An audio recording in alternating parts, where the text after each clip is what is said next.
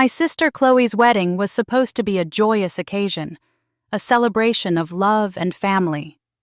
Instead, it became the day I finally understood, with a painful clarity, exactly where I stood in our family dynamic. It all started with a seemingly innocuous sentence about my sleeping arrangements for the weekend. My sister Chloe was getting married. It was a big deal, the kind of event that brought the entire extended family flocking back to our small hometown. For me, Scarlett, it meant a trip back to the house I grew up in, a place filled with both warm memories and the subtle, yet persistent sting of always feeling like I was on the periphery. I arrived on Friday afternoon, the day before the wedding. The house was buzzing with activity. Aunts were bustling in the kitchen, my cousins were running around, and my parents were trying to orchestrate the chaos with a mixture of excitement and exasperation. Chloe, the bride-to-be, was radiating nervous energy, flitting from one room to another, making sure every detail was perfect. I hugged my mom, gave my dad a quick pat on the back, and even managed a brief, awkward hug with my older brother, Liam. Liam was always the golden child, the one who could do no wrong in my parents' eyes. He was handsome, successful, at least on the surface, and effortlessly charming. I, on the other hand, well, I was just Scarlett. The reliable one, the quiet one, the one who always seemed to fade into the background. "Scarlett, honey, so glad you're here," my mom exclaimed, giving me another squeeze. "Why don't you go put your things in your old room?" A wave of nostalgia washed over me. My old room. It held so many memories, late-night talks with friends, hours spent reading under the covers, the dreams and anxieties of my teenage years. I smiled, a genuine smile for the first time that day. "Sounds perfect, Mom." I lugged my suitcase up the familiar creaky stairs and headed towards the room at the end of the hallway. But when I pushed open the door, I stopped short. My old bed was gone. In its place were stacks of boxes, overflowing with old photo albums, holiday decorations, and what looked like years' worth of forgotten junk. The closet was crammed with off-season clothes and random household items. I stood there for a moment, a knot forming in my stomach. Maybe there was a mistake? Maybe Mom had forgotten? I went back downstairs, trying to keep my tone light. "Mom," I said, finding her in the living room, sorting through a pile of wedding favors. "I think there might be a mix-up. My old room, it's full of storage." My mom looked up, a slight frown creasing her forehead. "Oh, right, honey, I meant to tell you. We cleared it out a while ago. Liam needed the extra space for his things whenever he comes to visit." Liam, who was lounging on the sofa, scrolling through his phone, didn't even look up. "So, where am I sleeping?" I asked, trying to keep the disappointment from showing in my voice. My mom waved a dismissive hand. "Don't worry, sweetie. We set up the pull-out couch in the den for you. It's perfectly comfortable." The pull-out couch in the den, right next to the noisy air conditioning unit and the hallway leading to the bathroom. It wasn't exactly the cozy private space I had envisioned. "Oh," was all I could manage. The rest of the evening went by in a blur of wedding preparations and forced smiles. I helped where I could, mostly with the tedious tasks that no one else wanted to do. I listened to my mom and aunts discussing flower arrangements and seating charts, while Liam regaled everyone with stories about his latest business venture, which, as far as I could tell, involved a lot of talk and very little actual profit. Every so often I would catch my reflection in a mirror, the tired lines around my eyes, the slightly slumped shoulders. I looked older than my age, I thought, and definitely more worn out than I should have been for a family gathering. Dinner was a chaotic affair, with everyone crammed around the large dining table. I found myself seated between my quiet Uncle George and my chatty cousin Sarah, who spent most of the meal complaining about her boyfriend. I tried to engage in the conversation, but my mind kept drifting back to the pull-out couch in the den. Later that night, as the house finally started to quiet down, I made my way to the den. The pull-out couch was indeed there, looking less than inviting with its thin mattress and scratchy blanket. I pulled it open, the springs groaning in protest. As I laid down, the sound of the air conditioning unit hummed loudly in my ear. I stared up at the ceiling, the shadows dancing in the dim light filtering in from the hallway. It wasn't just about the sleeping arrangements, I realized. It was about the constant, subtle ways in which I was always made to feel like I was less important, less deserving than Liam. My old room, filled with my memories, now a storage space for his things. Me, relegated to the uncomfortable pull-out couch while he probably had the guest room with the queen-sized bed all to himself. A wave of resentment washed over me, hot and sharp. It wasn't fair. I had always been the responsible one, the one who never caused any trouble, the one who always put others first. And what did I get in return? To be treated like an afterthought, a convenience. I tossed and turned, the thin mattress offering little comfort. Sleep evaded me. My mind raced, replaying years of similar incidents, moments when Liam's needs and wants had always taken precedence over mine. The time I had to give up my spot in the school play because Liam had a soccer game. The way my parents had always bailed him out of financial trouble while I worked my way through college. The constant praise and attention he received for even the smallest accomplishments, while my own achievements were often met with a casual nod. It wasn't just about the room or the couch. It was about a lifetime of feeling invisible, of being second best. As the first rays of dawn started to filter through the window, I finally drifted into a restless sleep. But even in my dreams, the feeling of being overlooked lingered, a heavy weight in my chest. The next morning, the house was even more chaotic. Everyone was rushing around, getting ready for the wedding. I showered quickly in the downstairs bathroom, trying to avoid the noise and the general frenzy. When I came back into the main part of the house, I found my mom in the kitchen, looking stressed. "Scarlett, honey, could you run to the store for me? We're out of—" "Oh, never mind. Liam is going anyway. He can pick it up." Just like that. My offer to help dismissed, replaced by Liam. It was a small thing, but it felt like another pinprick, another reminder of my place in the family hierarchy. I forced a smile. "No problem, Mom." I spent the morning mostly out of the way, helping Chloe with some last-minute tasks that didn't require any real decision-making or attention. I watched as Liam was constantly surrounded by family members, everyone eager to hear his stories and offer him compliments. I felt a pang of jealousy, quickly followed by a wave of guilt for feeling that way on my sister's wedding day. The wedding ceremony itself was beautiful. Chloe looked radiant, and her groom, Mark, seemed genuinely in love with her. I sat in the pew, watching them exchange vows, trying to focus on their happiness. But even then, my thoughts kept straying back to the pull-out couch, to my old room filled with boxes, to the constant feeling of being less than.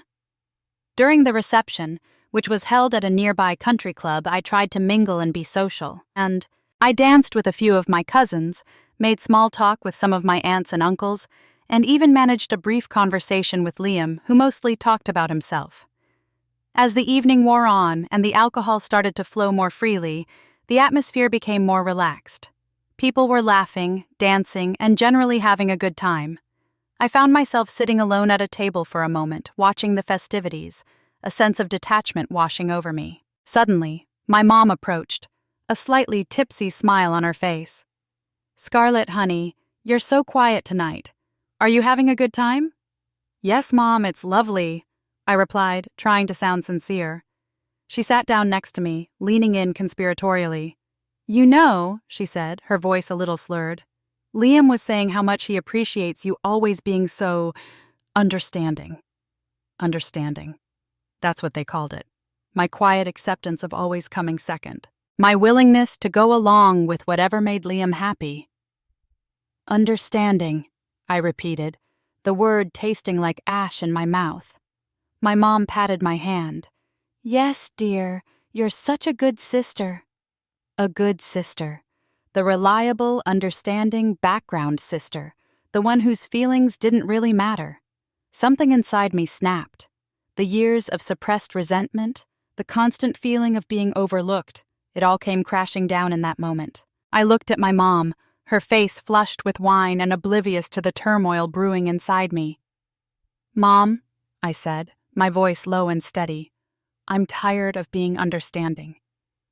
Her smile faltered. "What do you mean, honey?" "I mean," I continued, the words starting to pour out of me, "I'm tired of always coming second. I'm tired of Liam getting everything he wants while I'm just expected to be understanding." My mom's eyes widened slightly. "Scarlett, what's gotten into you?" "What's gotten into me?" I scoffed, a bitter laugh escaping my lips. "Nothing new, Mom. It's just that I've finally realized that being understanding just means being taken for granted." Before my mom could respond, Liam walked over, a drink in his hand. "Hey, what's going on here?" he asked, his tone casual. "Scarlett's just being a little sensitive," my mom said, waving her hand dismissively. Liam chuckled. "Oh, come on, Scarlett, don't be like that. It's Chloe's wedding. Let's all just have a good time." "That's easy for you to say, Liam," I retorted, my voice rising slightly. "You always have a good time, don't you? You always get what you want." Liam's smile faded. "What's your problem, Scarlett?" "My problem?" I stood up, my hands trembling slightly. "My problem is that for my entire life, I've been made to feel like I'm not as important as you. My problem is that my old room is now your storage space, and I'm sleeping on a pull-out couch. My problem is that I'm tired of always being the one who understands, the one who sacrifices, the one who fades into the background while you soak up all the attention." The music seemed to fade, and a few nearby guests turned to look at us. My mom's face was a mixture of shock and embarrassment. Liam's eyes narrowed, a flicker of anger in their depths. "Don't be ridiculous, Scarlett," he said, his voice low and dangerous. "You're just jealous." Jealous. That word again. Just like in the hotel lobby with my parents years ago, the same dismissive accusation used to invalidate my feelings. "Jealous?" I laughed, a harsh, humorless sound. "No, Liam. I'm not jealous. I'm just done." I took a deep breath, my heart pounding in my chest. I knew I was making a scene, at my sister's wedding no less. But I couldn't hold it in any longer. "You know what?" I said, my gaze sweeping over my stunned family. "I've had enough." I turned and walked away, leaving them standing there, their mouths agape. I didn't know where I was going, but I knew I couldn't stay there, not for another minute. The carefully constructed facade of family harmony had shattered, and I had no intention of picking up the pieces. My old room was just storage now, both literally and figuratively. And in that moment, I knew I had to make a new plan, one that finally put my own needs and feelings first. I walked out of the country club, the cool night air a welcome contrast to the stifling atmosphere inside. My heels clicked on the pavement as I made my way towards the parking lot. I didn't have a clear destination in mind, only a desperate need to escape the suffocating weight of my family's expectations. My car was parked near the back. As I fumbled with the keys, my phone buzzed in my purse. I pulled it out, the screen displaying a flurry of messages from my mom and Chloe. I ignored them, shoving the phone back into my bag. Right now, I needed space, time to breathe and think without the immediate pressure of their reactions. I started the engine and pulled out of the parking lot, driving aimlessly down the winding country roads. The headlights cut through the darkness, illuminating the trees lining the sides of the road. My mind was a whirlwind of emotions. Anger, hurt, a strange sense of liberation, and a nagging undercurrent of guilt. Chloe's wedding. It was supposed to be a happy occasion for all of us. Had I ruined it? Was I being selfish? The familiar self-doubt started to creep in, the ingrained habit of always questioning my own feelings and prioritizing others. But then I remembered the storage room, the pull-out couch, my mom's dismissive words, Liam's condescending tone. And the guilt receded, replaced by a renewed sense of resolve. No, I wasn't being selfish. I was finally standing up for myself. I drove for a while, the silence in the car a stark contrast to the noise and drama I had just left behind. Eventually, I found myself pulling into the parking lot of a small, nondescript motel on the outskirts of town. It wasn't fancy, but it looked clean and quiet. Exactly what I needed. I checked in, paid for a room with cash, and went upstairs. The room was basic, with 2 double beds, a small TV, and a generic painting on the wall. But it was my own space, a sanctuary away from the emotional chaos of my family. I sat on the edge of the bed, finally taking out my phone. There were dozens of messages and missed calls. I scrolled through them, my heart sinking a little at the increasingly frantic tone of my mom's texts. Chloe's messages were a mix of hurt and anger, accusing me of ruining her special day.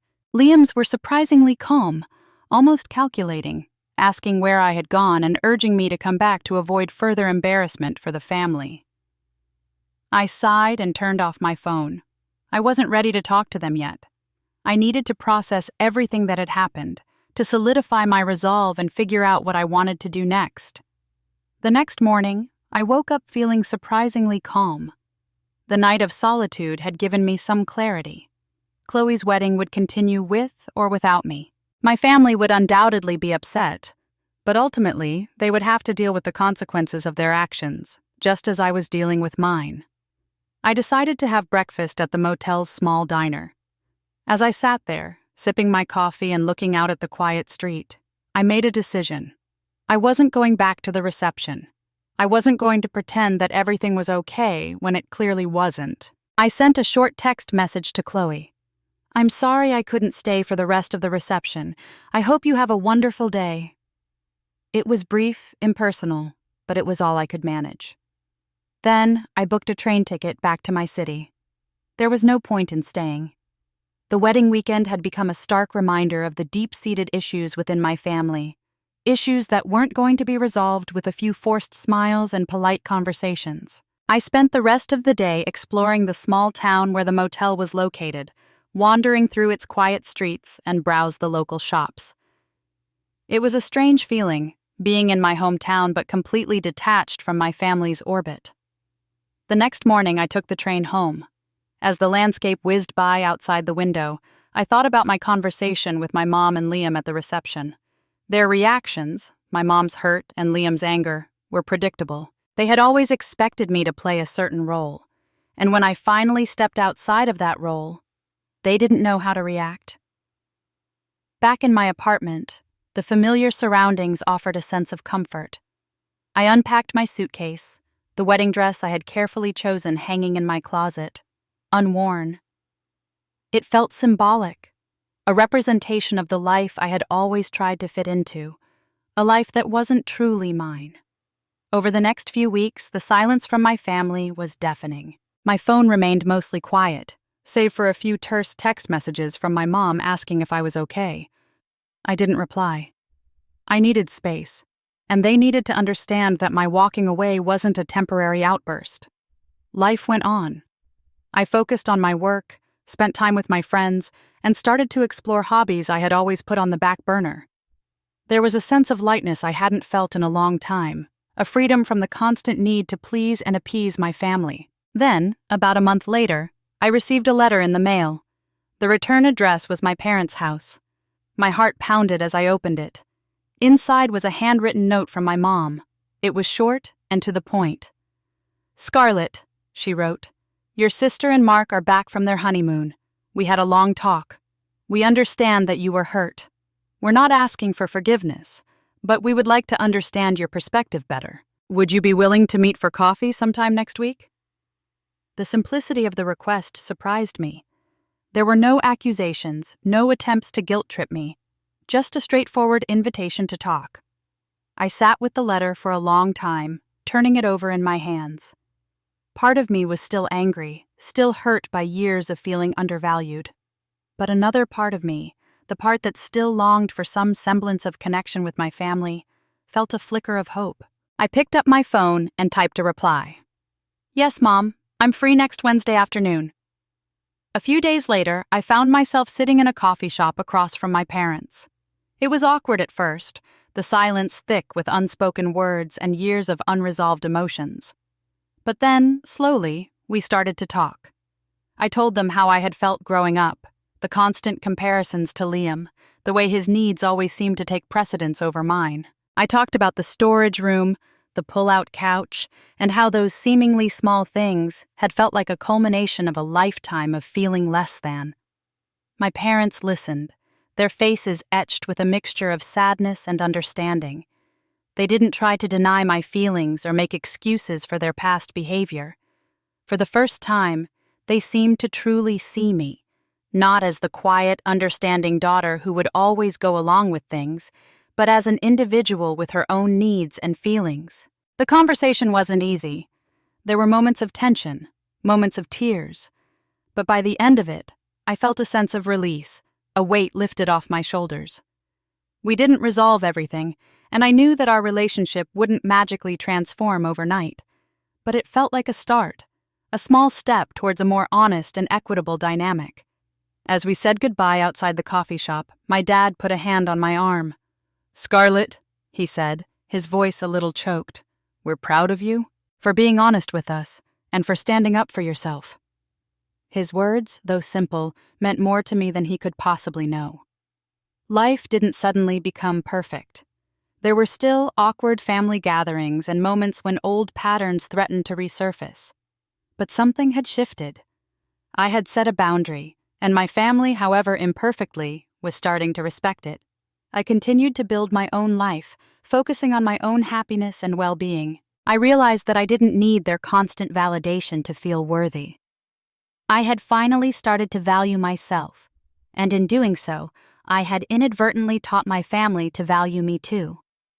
The wedding dress remained unworn in my closet, a reminder of a life I had almost lived. But now, I was creating a new life, one where I wasn't just storage for someone else's needs, but the main character in my own story. The future was uncertain, but for the first time in a long time, I felt a sense of hope and a quiet confidence in the path ahead. The pull-out couch was a thing of the past, and I was finally ready to claim my own room.